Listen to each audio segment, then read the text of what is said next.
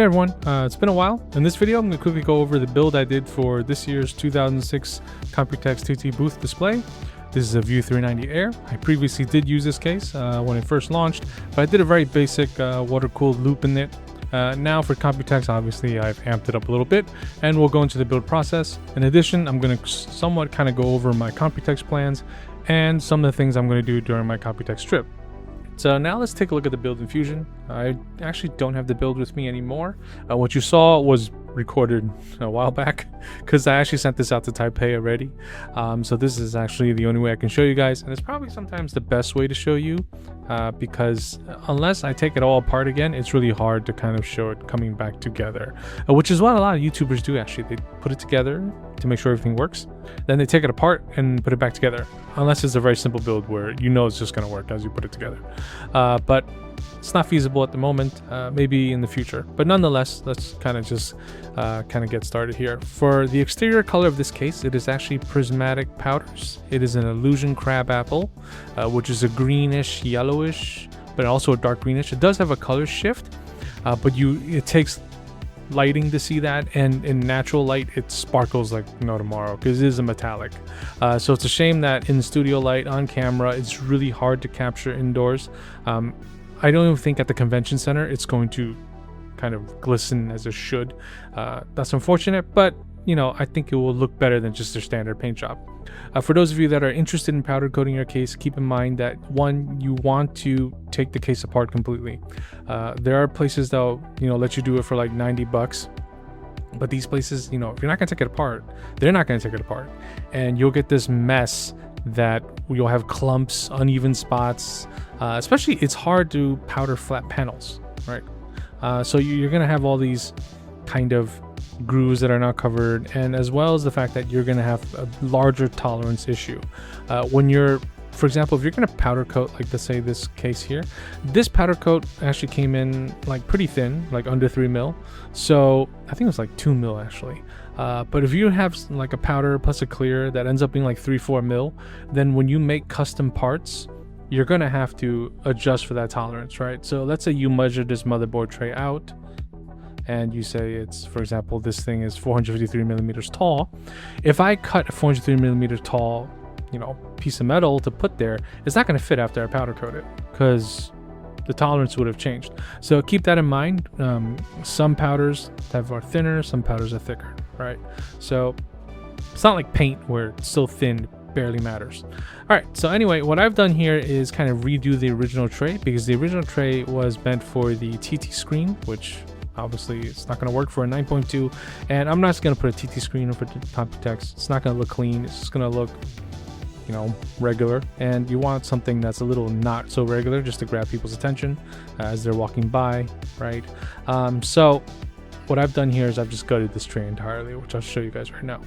For those of you that are going to ask me for the CAD, I cannot give you the CAD for obvious reasons. I do sign an NDA to have these things, and if I gave them away, someone might give it to someone else, someone might produce it. It's a whole thing, right? So unfortunately, I cannot give you CADs of things that I have gotten from manufacturers, right? All right, so moving on, I have created a 3-piece tray essentially. You can actually kind of see it come together. And in this tray, I have a 9.2 inch screen. It is not the 8.8 like you see on the Lian Li's and the old Terzix. Terzix actually has a 9.2. These are the same as, I think they have an 8 inch now. They have a 5 point something. They're kind of refreshing their screen layout lineup, and this is one of the refresh lineups. Now this is held in by a bracket on the rear that screws into the front, right? And then the cable comes out from over here running into the motherboard. That's why the reason I chose to use a BTF motherboard. I just wanted to keep it as clean as possible, right? And in the back here, which is not pictured, but I have my water pump like right here. All right, and then moving back to the front, you'll see that I have moved the radiator over quite a bit to allow for this fitting to come in, and you can actually see in the B-roll it's actually extremely close. These TT fittings are really tall, so otherwise I would have probably tried to fit an even thicker radiator, but the thicker radiators, they're actually wider and they're just not thicker for Thermaltake, so I couldn't use a thicker radiator. I ended up having to use a slim. Now on the rear I have a distro. This distro It's just your standard mill, but instead of having a clear back, I do it on black acrylic, so it kind of matches better. And this is a cover I made, 3D printed sand paint, right, just to give it some texture and some lift. And I had it in a way that it would cover half the fitting, so this way it kind of looks like it belongs recessed in rather than just sticking out, right? Just a little bit something different.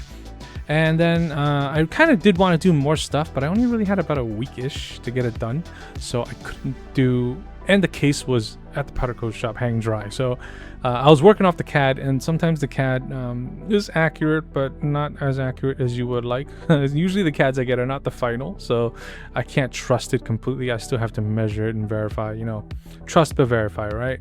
And the front part here, this is actually inspired by a rim. I think I forgot the name of the rim. I saw it on a green car and actually just kind of liked it. I'm also kind of an auto guy, so I just figured I'd give it a little bit of an automotive look. I don't know if that came across, but I hope so. On the front here, you're probably wondering why my logo is missing, but it's on the build. I actually have a UV printer, and I actually printed it on there. It can print up to 5mm thick, so I kind of did a relief. That's why it's actually elevated. For the bolts, those are actually 6mm titanium bolts. I got off from Amazon. They're gold finished, and then I just kind of screwed them into an insert and then kind of glued them in. I originally was going to use LEDs, which I did have and had all planned out. These were actually this was actually, you know, designed to fit that LED. But the problem was I found out those LEDs, unless I wire them, they dim in an hour after I tested it, and this thing's going to be sitting there for 4 or 5 days. I can't have that happen, right? So I ended up going with the screws. Now for the case feet, I actually went through a lot of designs. I actually had something really nice, but it's kind of like a canard kind of style, but I didn't have the time to make that happen. It was going to be a lot of printing, a lot of sanding, and I just went with something more basic. For here, I actually was going to dip it too, but then once again, time restraints. I actually painted this the day before I had to ship it, or like 2 days before, or something like that. But anyway, I was still standing, still sanding at least. I put a insert here. This is threaded for G14, right? So I put 2 fittings here, and then I put the tube across. It doesn't actually run any fluid. It's just more for visual looks. I just want people to look at it, maybe think about it, like, is that actually working? And most people will know that's not working. But you know, it's you're kind of trying to attract an audience that doesn't really understand what they're looking at. That's kind of the base for Computex. A lot of the builds you see at Computex are not completely functional, right? Some of them are not functional at all, but I do try to keep balance. Like this build actually does work, right? So as for the Astro itself, the Astro is actually powder coated the same color. I painted the same stuff gold. The gold was actually spray paint, simply because I didn't want to deal with the thickness tolerance. It was just a factor I didn't want to deal with on top of everything else in my timeline. So I ended up having to just spray paint that. And this was actually quite painful in terms of masking off the silver, peeling off the silver, and all the, you know, just so that it didn't get ruined. I actually have a little bit of gold on this. I sprayed a translucent gold, which didn't work out.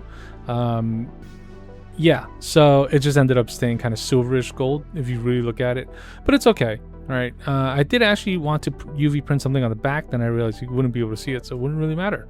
So with that said, that kind of wraps this build up. If you have any questions, put in the comments. I'll try to answer what I can.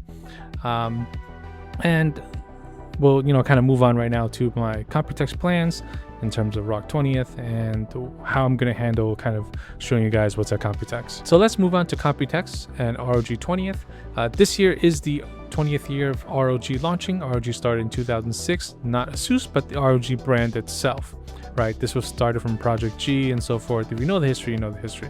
Now, for some of us, it's like, oh my goodness, it's been 20 years, I'm super old. But aside from that, as part of this, they're going to launch a whole bunch of products, right?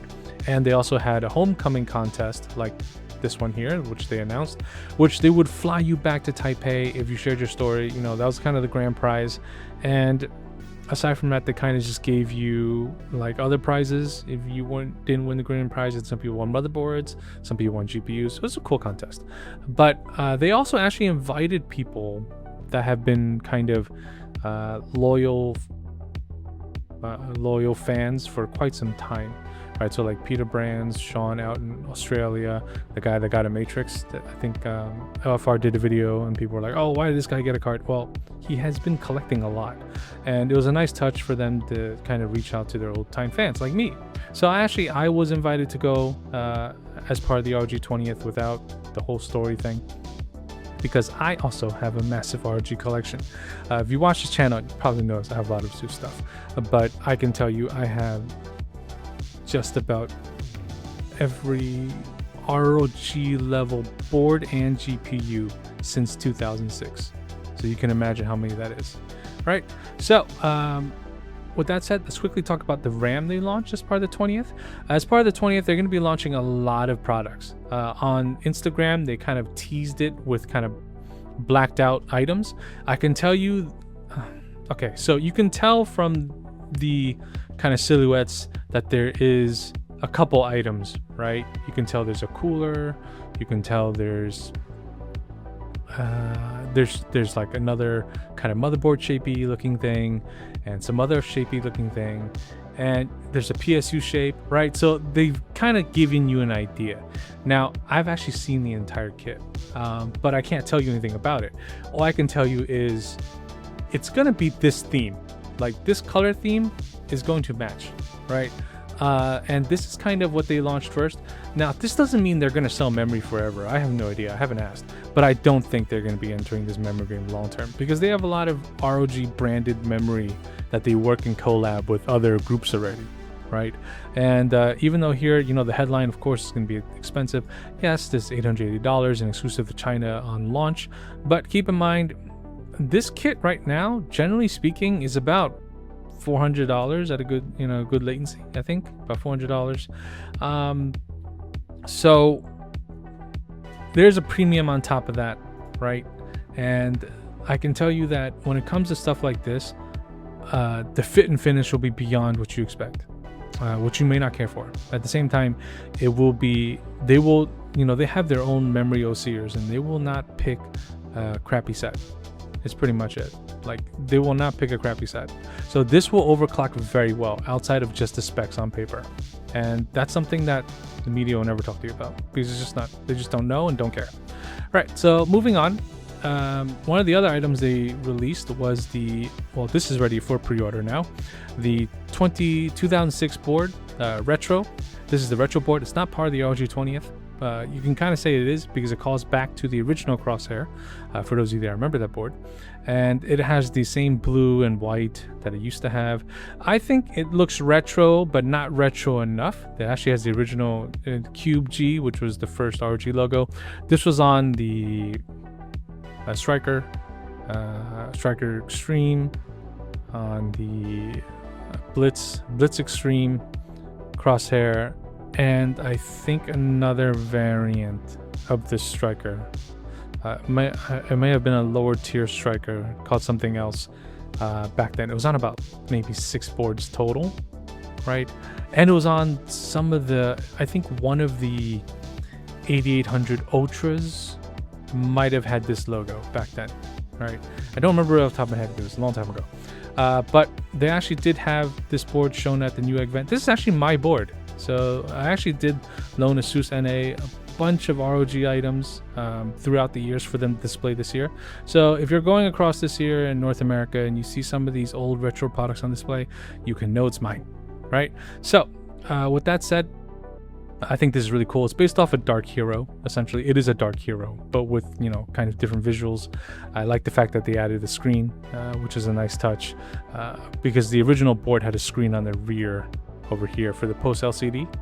So it's good that they brought a screen back, but in a much more visible spot, right? So I can't really go into all the other stuff they're going to release, but I can say that for collectors, you know, get your wallets ready. Like, get your wallets ready. That's all I can say.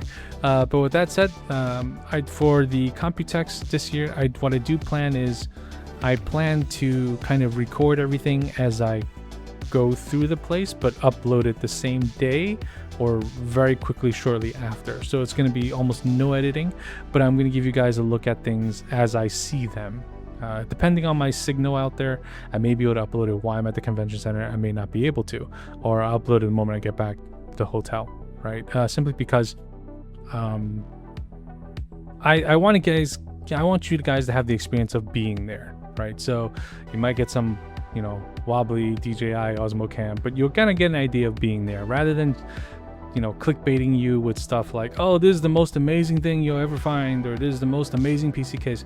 Anything like that you see during Computex, just ignore, because we could watch it for entertainment, but unless the manufacturer has arranged with you to be in a special enclosed area to look at something, or to, kind of tell you this is the final product, what you're seeing there often are A, dummies, B, not final, C, not representative of something they may even release, right?